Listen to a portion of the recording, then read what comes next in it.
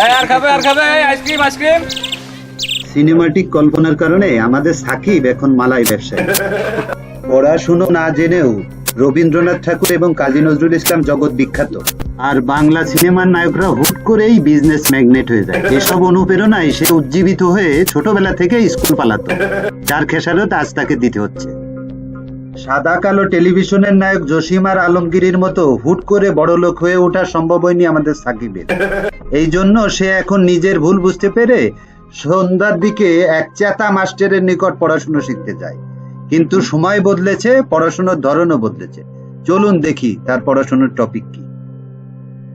বই সেরে টিকটক ধরো, লায়লা মামুনকে ফলো করো। বই সেরে টিকটক ধরো, লায়লা মামুনকে ফলো করো। বই সেরে টিকটক ধরো, লায়লা মামুনকে ফলো করো। আলো মপু ভাই, এদের ছাড়া কারো বেল নাই। সুন্দরী মেয়েরা টাকা কামায়, সাদিয়ার তাই তো বুড়ো জামাই। স্যার, আমার কি টিকটক দেখার বয়স আছে? কত জিগুতরা দেখে। মা তার সন্তানের হাতে মোবাইল দিয়ে বিশ্রাম নেয়, পাড়ায় পাড়ায় যেয়ে গল্প গুজব করে। এই পাগলের জাত, যা লেখা আছে তাই পড়। সময় ভাগে খাইছি। শুনেছি স্যার, এর বাড়ির পিছনের বেত বাগানে নাকি বাঘ ছিল। পাগলের জাত, ওই সময় আর এখন নেই। পাগলের জাত, এখন টিকটকের যুগ। এবার ভাইরাল হতে পারলি তু টাহা নগদ টাহা জায়গায় যাবি, কুলফি তুলবি, টাকা নিয়ে চলে আসবি। কুলফি না স্যার, সেলফি সেলফি। স্যার আমি আজকে স্কুল আসতে পারবেন না, আজকে আমার ছুটি দেন।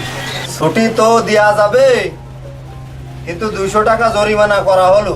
যাহাই তো মাল আছে আর কি আপনার 100 টাকা। কত সব পাগলের জাতেরা।